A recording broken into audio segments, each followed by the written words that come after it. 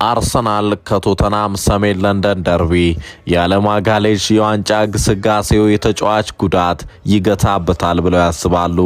ያ እውን ሲሆን የመጣ ጉዳይ እንጂ ከዚህ ዓመት ጀምሮ በጉዳት ምክንያት ዋንጫዎችን ሲያጣና አንገቱን ሲደፋም የምትመለከቱት አይሆንም።